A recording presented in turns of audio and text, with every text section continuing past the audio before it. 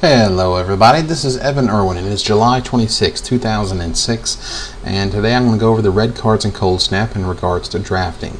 We start off today with Balduvian Rage. This is a red and X spell that is basically a really interesting combat trick, the only slow trip in red, and as far as its pick order, I would not first pick it, but also notice that it is uncommon, so you will see it less often. This basically lets your small creature take down some huge monster, usually some huge green monster, as the format seems to be.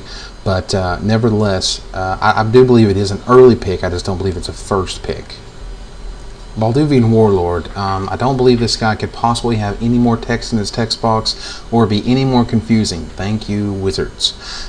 With that said, a 3/2 for 4 is not breaking any records, and his effect on the game is a little bit slow, a little bit obvious. Your opponent has to be half asleep to fall into some horrible blocking situation regarding Balduvian Warlord. Braid of Fire is trash in limited. Very interesting constructed, maybe even extended, but in this format, no thank you. Cryoclasm. This guy is going to be more powerful and constructed than limited, but at the same time, I also think this card is very powerful and very good for what it does. I don't know if I would main deck it. It depends, I suppose, on the draft table, what you thought you saw going around, so on and so forth. I think hitting an island is the most important one of those because people value blue so highly that the ability to hit a snow-covered island with Cryoclasm is about as good as it gets. Earth and Goo. I kind of like this guy. I like this guy quite a bit, actually, because I think green-red is a very good combination together. They have some burn removal / huge creatures, and Earth and Goo gets pretty big pretty fast. However, when you compare this guy to some of the green cumulative upkeep cards, such as Arctic Neshoba and Ronan Hulk, then he begins to pale. But for an early drop that gets really big really fast, I'm a fan. Fury of the Horde. I don't believe Relentless Assault was a huge draft bomb, and I don't believe Fury of the Horde is going to be either. Most of the time you enter stalemates in Coldsnap where you're just trying to ping away and sort of get an advantage, and it's not about swinging all out and then swinging it all out again for the win. So I don't believe Fury of the Horde is that powerful. Goblin Furrier.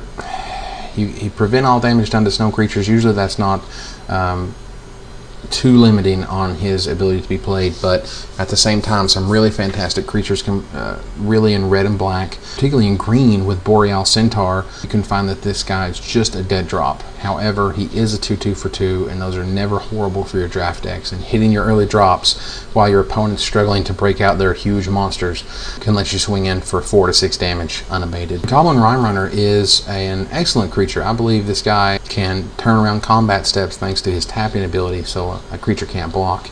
And with that said, I would take him probably somewhere between 3rd and 6th because I think he's just that good. Greater Stone Spirit. I've heard it on both sides. Some people think this guy's great. Some people think this guy's too slow. I'll sort of err on the side of caution and say that he's powerful, but needs a lot of time and setup. So I can't call him a bomb, and I can't call him incredible, but I can call him playable and can draft him in the first, 3 to 8 cards. Icefall. I really like this card a lot. It lets you ruin your opponent's mana base. It lets you destroy their snow-covered lands. And if you have any sort of sacrifice effect, particularly with black with such things as Gutless Ghoul, or if you have some Martyrs in your deck, Icefall can get really unfair really quickly. Carplusan Minotaur is just some sort of goofy, funny, rare that can backfire a lot because it's got that whole flip a coin thing. I'm not a big fan of this card at all. Carplusan Wolverine is a respectable 1-drop, is one that will probably be blocked after 3 or 4 turns, so you may get a swing in or 2 with it. And a lot of people don't run too many X1s, and if they do, they're going to not play them while you have this out. So that's powerful, but at the same time, this guy dies very quickly to a lot of superior creatures. Lightning Serpent is ridiculous with Grim Harvest, but otherwise is just a solid pick and is the closest thing to a fireball that you have in the format. But again, since you're sort of prone to standoffs as the game progresses, Lightning Serpent gets worse and worse. However, if you're playing black and red and you have Grim Harvest and you open a Lightning Serpent, you high-five your neighbor, windmill slam, pick it, and move on. Lightning Storm has some great possibilities in constructed, particularly with stuff like Maloku, but on its own in limited, it's great because it deals 3 damage and can get rid of a 3 toughness creature that's giving you any sort of problems. Losiva Cold Eyes,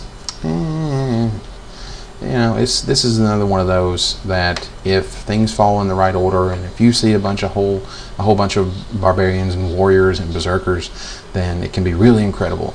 Otherwise, it seems like a pure Timmy card to build the barbarian, warrior, and berserker deck. Magmatic Core.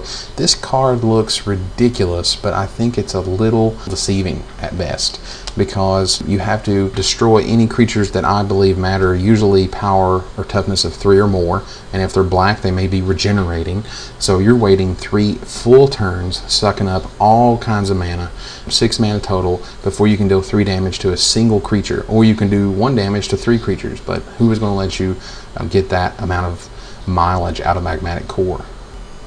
Martyr of Ashes is a really good card. Unfortunately, it does not hit flyers. So if you're playing against a white deck that has a whole bunch of flyers, this guy got a whole lot worse than when you played against a green and red deck. Still a solid early pick that you have to go heavy red for, but it's probably worth it in the long run. Orin Yeti is good and solid. He's a 3/3 for 4, never bad. He's got a very interesting snow ability that can really screw up a combat step if you do it right. Also note that he only affects snow creatures, so he can't affect non-snow creatures, which is unfortunate, but can be played around. I do not like Orcish Blood Painter. I would not pick this guy very highly. I think he's extremely fragile and has a narrow ability. However, he does, sacrifice creatures. So if you have an Icefall or 2, he gets a whole lot better and a whole lot more valuable than he was before you found your Icefalls.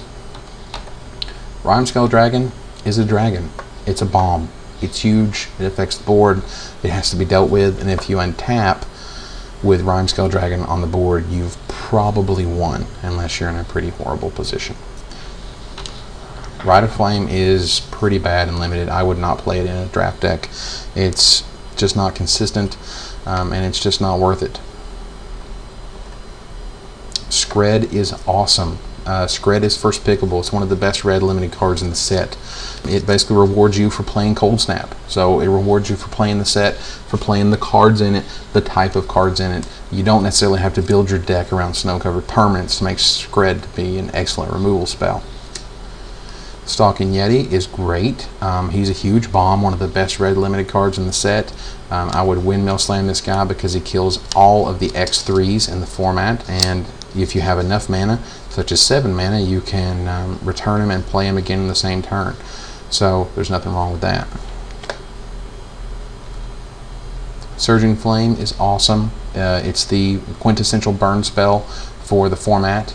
Is great to be played with, obviously, in multiples, just like any other burn spell. Like you would get Glacial Ray, and how great was having 2 Glacial Rays in your pool. So take that as it may, but Surging Flame is wonderful.